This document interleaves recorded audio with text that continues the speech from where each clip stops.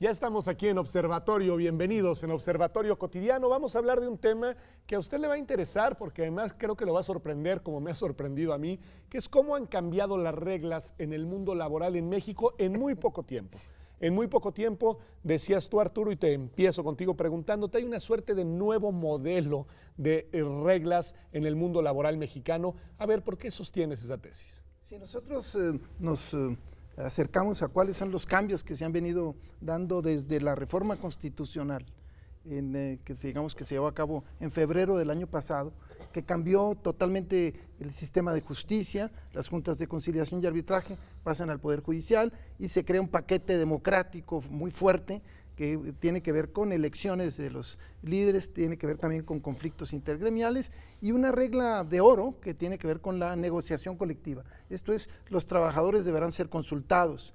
Esto obviamente constituye un cambio de reglas de juego. A eso le agregamos la reforma constitucional de la Ciudad de México, que tiene un paquete y un capítulo muy avanzado, que también sigue las reglas de OIT, pero que también establece nuevas modalidades para los trabajadores al servicio del Estado que tendrán que ser instrumentados durante el año siguiente.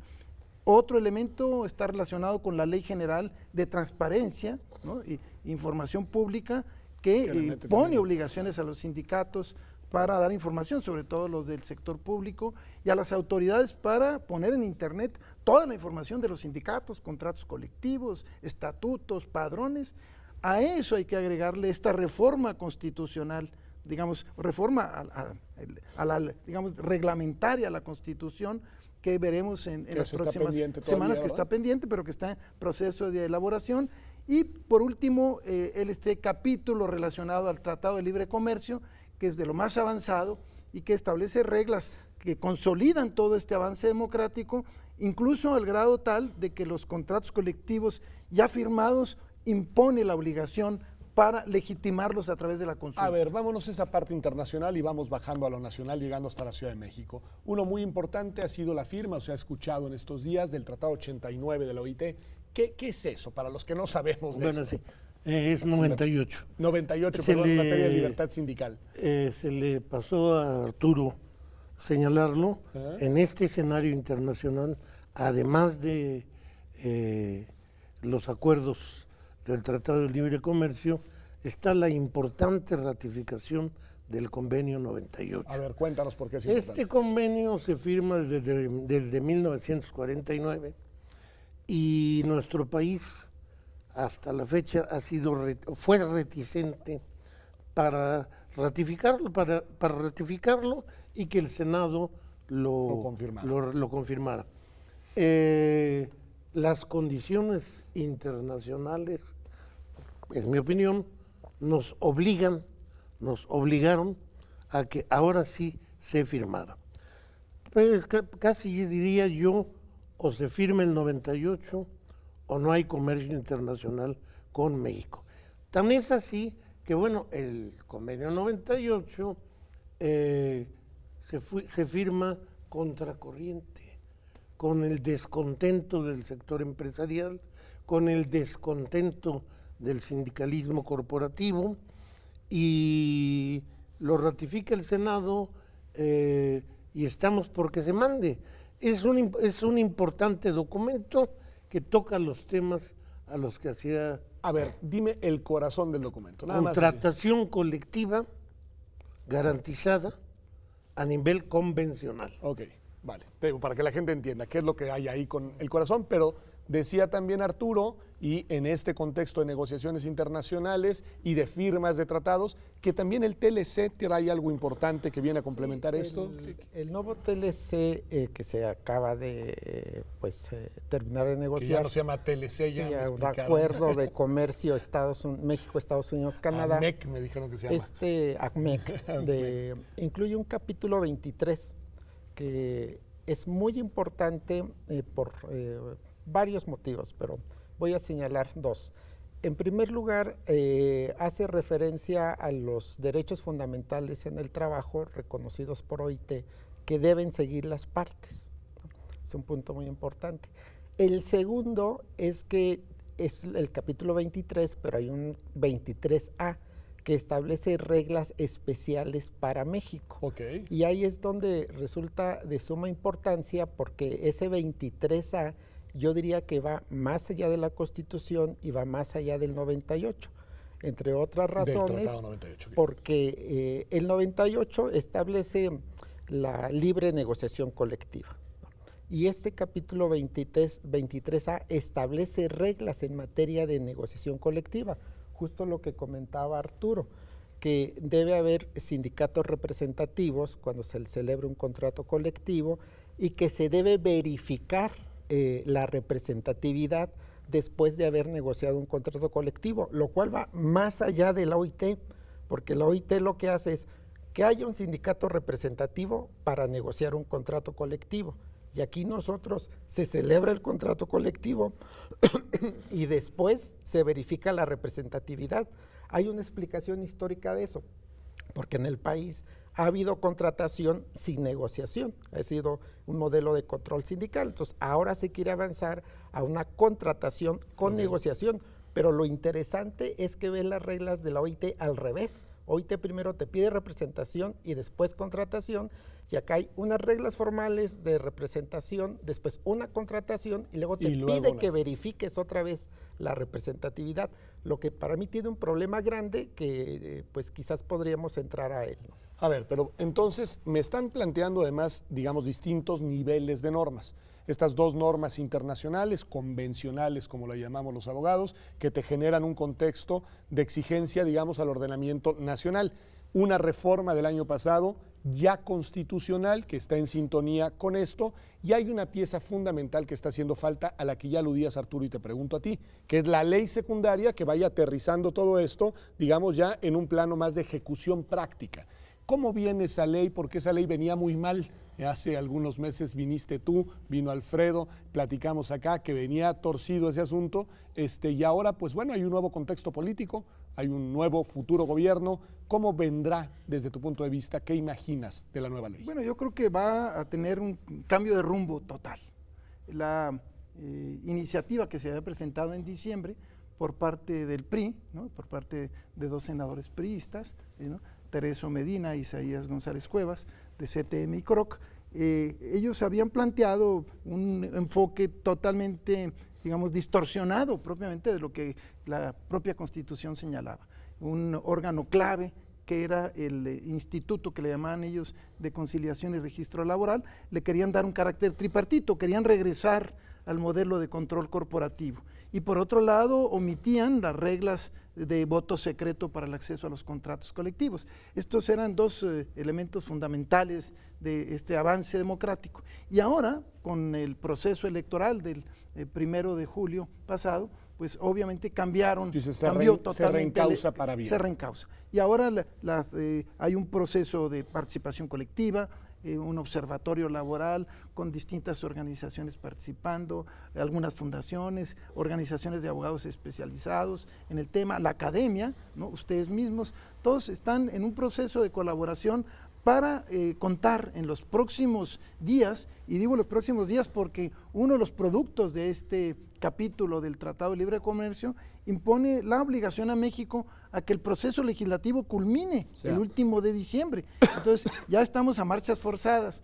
Lo ideal hubiera sido quizá haber tenido más oportunidad de discusión, pero no va a haberse. Entonces, pero están claras las cosas, ¿no? Primero, un organismo, digamos, que regule registros y contratos, que sea verdaderamente autónomo, un procedimiento legal ágil y un paquete democrático que realmente responda a las necesidades de un verdadero diálogo, ¿no?, auténtico. José Alfonso, para cerrar el bloque, tú dijiste una cosa que cuando escucho esto me rebota en la mente. Decías, esto se aprobó en el caso del tratado en 98, es contracorriente, pero también todas estas normas serían, digamos, normas que vienen a tocar muchos intereses de muchos actores. ¿Cómo explicar que estemos en donde estamos? Bueno, la explicación definitivamente tiene que ser tomando en cuenta la incidencia del exterior.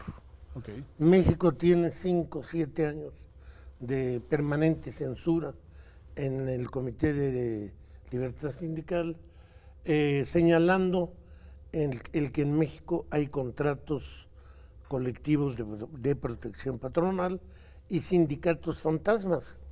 Esa censura se había hecho al interior durante 30 años y tuvo que darse el fenómeno internacional para que se viniera a recomponer. Prácticamente la reforma a la que se refería Arturo de febrero del 17 a la Constitución, pues la hizo Peña Nieto porque no podía hacer otra cosa, en el contexto de que quería que el país entrara a libre comercio. Esa para mí es la razón. Oye, yo no estaría tan de acuerdo con Alfonso. Y qué tal que regresamos después de un corte y empezamos con esto, porque además si hay algo que me gusta es que haya desacuerdos aquí en el Observatorio. Ya volvemos aquí después de un corte. Observatorio Cotidiano.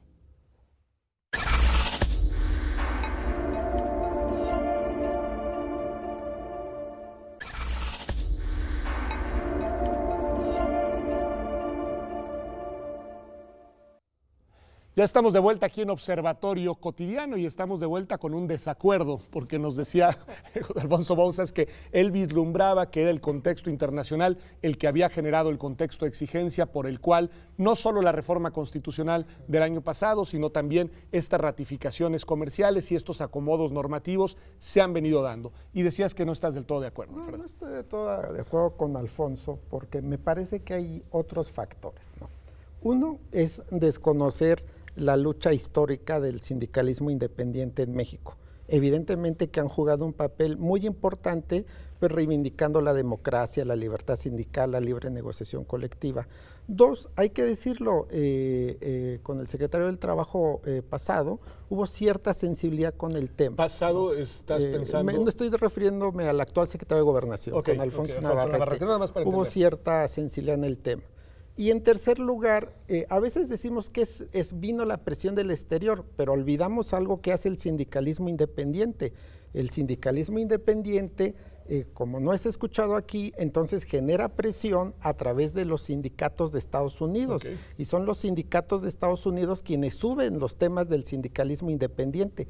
De hecho, si nosotros leemos el capítulo 23, leemos las ideas del nuevo Tratado de Libre Comercio, se leen las ideas del sindicalismo independiente que fueron llevadas a través de las organizaciones laborales de Estados Unidos. Entonces, hay una, digamos, cooperación internacional o regional sindical que hace ver estos temas. Pero que tendría, ¿no?, su origen, digamos, en dinámicas de política sindical interna. Efectivamente. Esa sería tu tesis, digamos, un poco de diferencia. ¿Tu opinión, Arturo? Yo creo que en efecto es una combinación de elementos, sin dejar de reconocer la importancia del factor internacional, y también el hecho de que el modelo laboral mexicano era tan corrupto y tan ineficiente, tan simulador, al grado tal de que más del 90% de los contratos colectivos eran falsos. Y esto había generado un escándalo internacional, pero también, como señala Alfredo, pues una indignación, y hay una larga lucha del sindicalismo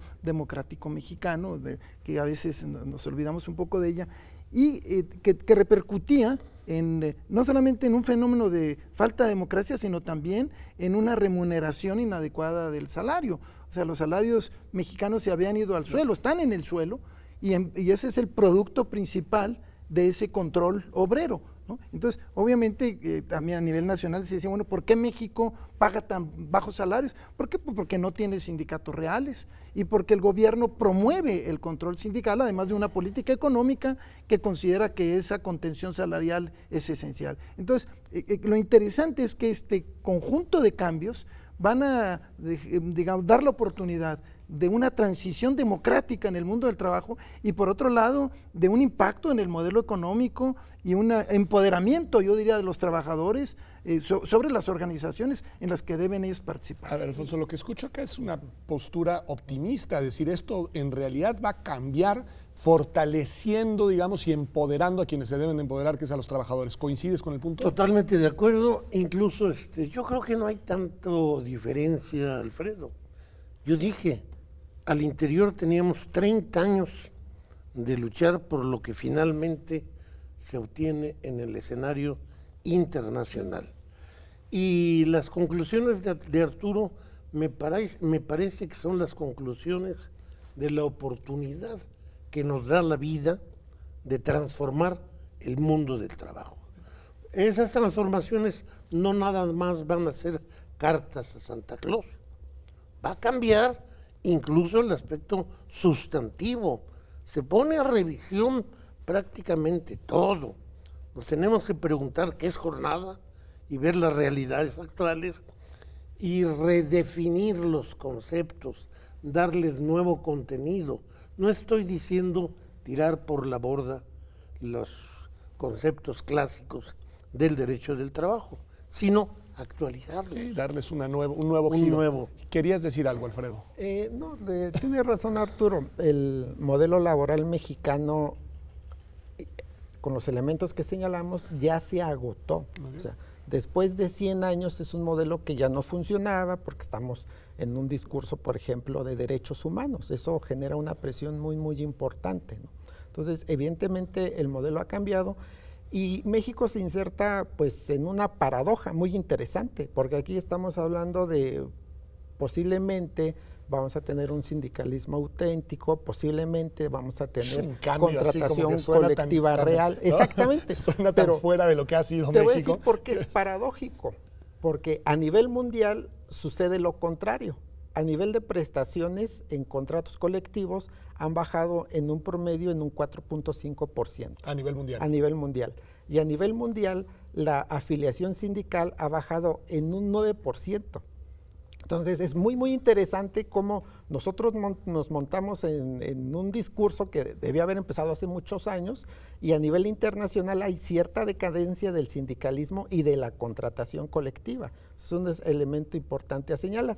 Evidentemente las cosas van a cambiar. Hay muchas reformas constitucionales, el capítulo 23. Lo único que yo diría es que no nos quedemos como hace 100 años, que tuvimos un modelo que parecía perfecto, que nunca se llevó a la práctica por una serie de vicios, ¿no? Bueno, claro. Ahora estaríamos ante quizás la misma situación. Entonces tenemos nuevas reglas. Vamos a ver cómo se implementa. Esta variable, porque es la variable política la que está metiendo Alfredo. Es decir, tú puedes tener las mejores normas, les puedes dotar de nuevo contenido, digamos, sustantivo y conceptual, puedes generar nuevos discursos, pero, a ver, la dimensión de la transformación política que esto supone. ¿Tu impresión, Arturo? Bueno, yo creo que efectivamente para lograr un cambio, pues es conocido que se necesita un marco normativo adecuado, que se está generando, una voluntad política del gobierno, que creo que es muy clara, ¿no? López Obrador ha dicho claramente que está en favor de la democracia y de la libertad sindical y está dando pasos en ese sentido. Y por otro lado está todas las variables que lo condicionan. Por un lado, el propio empoderamiento de los trabajadores, la comprensión del sector empresarial. Yo diría que hay un sector empresarial que lo empieza a entender y que incluso entiende que por ejemplo, el convenio 98 es favorable para ellos, que ya no es posible vivir en el pasado, pero hay otro sector que se resiste y que dice, yo quiero seguir manejando mi sindicato, para mí es mi propiedad y yo quiero decir quién es el líder, y le da horror el pensar que los trabajadores voten en secreto y porque desconfían de que se haga un uso responsable de esa libertad. Entonces, se tiene que ir construyendo, no va a ser un proceso fácil, ¿no? Hay que irlo procesando, hay que ir dialogando mucho, convenciendo de que es el mejor camino, ¿no? Para el país en muchos sentidos, ¿no? Incluso como cultura política, porque ¿cómo podemos pensar en un país democrático si la gente, digamos, los trabajadores y las trabajadoras aprenden en la fuente de trabajo de que son ignorados y de que su salario no es debidamente remunerado? Y tiene que ver incluso con los niveles de desempeño, incluso de ciudadanía. De ciudadanía y de modelo de desarrollo, ¿verdad? Porque es clave, que realmente el mundo del trabajo estaba, digamos, sustraído de las variables que condicionaban el modelo de desarrollo. Y por esa razón, pues tenemos hoy, incluso tiene que ver con la criminalidad, se ha dicho tanto, que como los jóvenes con esas remuneraciones que tienen, pues obviamente optan por caminos más ilegales, ¿no? Alfonso, sobre este punto, que es la parte, digamos, optimista o pesimista frente a los efectos prácticos, reales, concretos del impacto de todas estas reformas y aprobaciones de tratados. Mira, yo soy optimista. Okay. Yo creo que lo que dice Arturo va a ser una construcción, como todos los partos, doloroso. No va a ser de un día a otro el que los empresarios entiendan y se acoplen a esta presencia y participación de los trabajadores en sindicatos. Y también los trabajadores tienen que poner distancia de aquello de que hago como que trabajo, al cabo que hacen como que me pagan. No es decirlo como en los países orientales, ponerse la camiseta, no, pero sí identificarse con su quehacer. Y los sindicatos también, los sindicatos tienen que ser propositivos en el proceso productivo y bueno, es un cambio cultural. Eso es lo que no lo vamos a resolver quizás ni en 10 años. Este es el principio. Esto se viene en cascada. Me parece muy importante. Vamos a cerrar el programa contigo, Alfredo, con una pregunta concreta. El papel que va a jugar ahora la Secretaría del Trabajo en este contexto. Tendremos secretaria del Trabajo, lo cual es una gran buena noticia. ¿Qué papel vislumbras que tendrá esa Secretaría en esto? Mira, hace algunos meses que estábamos aquí, señalábamos que se necesitan reformas laborales de Estado, ¿no? Es decir, reformas que respondan al consenso de los sectores, ¿no? Entonces, yo te diría exactamente lo mismo, ¿no? Arturo decía, es que va a haber un cambio radical, comentaba hace un momento. A mí me preocuparía si hubiera un cambio radical, ¿no? O sea, tiene que haber un cambio normativo que evidentemente responda a estas nuevas regulaciones, pero no radical en el sentido de caer en lo que sucedió los últimos años, ¿no? Entonces necesitamos una Secretaría de Estado que tenga eso, políticas de Estado, porque si no, lo que vamos a generar es una conflictividad que no le conviene al país. Subrayamos un puntito, dices Estado porque estás pensando que esto trasciende al gobierno. Evidentemente. Ok, que esta es una cuestión que no tiene que ver nada más con la agenda de la futura administración, sino que tiene que ver con una visión mucho más amplia. Y tiene que ver con lo que decíamos aquí hace unos meses, con un Estado de Derecho, ¿no? O sea, es el Estado de Derecho el que debe regular las relaciones laborales. Pues muchísimas gracias a los tres, porque la verdad es que sí, íbamos a hablar del 98 el OIT, al final nos dieron un panorama mucho más amplio, mucho más interesante y de mucho más grande, digamos, impacto potencial, de mucho más gran calado que el de una sola pieza, un tratado comercial, como el caso del nuevo Tratado de Libre Comercio, de un nuevo Tratado de Libertad Sindical, sino que desde la reforma constitucional, nuevas reglas hacia abajo e incluso, te voy a volver a invitar a todos, pero quiero que Arturo nos cuente qué es esto que hay en la Ciudad de México que nos dice que es tan progresista en materia también laboral y que ya no nos dio tiempo de analizar el día de hoy aquí en Observatorio Cotidiano. Nos vemos acá, como todas las semanas, el próximo martes en TV UNAM. Vuelen.